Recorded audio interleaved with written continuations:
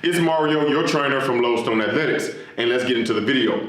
There are numerous exercises that I wouldn't recommend a beginner or anyone that lacks exercise experience to do. Usually these movements fall into one of the following categories. The first are machines. If you lack proper knowledge of stability and form, machines will not help you in the long run. 2 is any exercise that requires an unnecessary range of motion. 3 are exercises that places too much emphasis on a single joint. The effectiveness and safety of exercises can vary depending on an individual's fitness level, physical condition, and goals. However, some exercises are generally considered less effective or riskier when compared to others.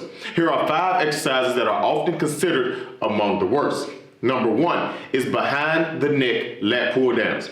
This exercise can place excessive stress on the shoulder joints and neck, potentially leading to injury. It's better to perform front lat pull downs or other shoulder friendly variations like the straight arm pull down or the supinated grip pull down. Number 2 is the seated leg extension. The seated leg extension machine can place excessive shear forces on the knee joint, potentially contributing to knee pain or injury. It's generally recommended to opt for compound leg exercises like squats and lunges. If your goal is to target your quads, then you should stick to a narrow stance, preferably with your heels elevated if you do not have enough mobility to drop into a deep squat. Number 3 is machine ab crunches. Using a machine that involves excessive spinal flexion can lead to lower back pain and strain. Planks and other stabilization exercises are often safer and more effective for core development. Compound exercises like squats and deadlift already target the core heavily to keep your body stable. If you want more abdomen growth, just stick to the basics like sit-ups, hip raises, and Russian twists. Number 4 is a Smith machine squat. While the Smith machine can be useful, it restricts natural movement patterns, potentially leading to poor squat mechanics and increased risk of injury. Free weight squats with proper form are generally preferred. Y'all might come at me for this one, but it's still true.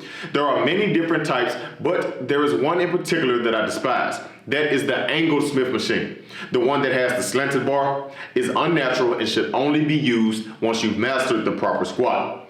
Number 5 is upright rows. This exercise can put the shoulder joint in a vulnerable position and contribute to impingement or shoulder discomfort. A safer alternative for working the same muscle group, deltoids and traps, includes lateral raises and shrugs. This movement can be very effective if done correctly. However, there are common mistakes that I see. 1 is elbows are too high. Lifting higher than parallel to the ground is what can cause shoulder injury.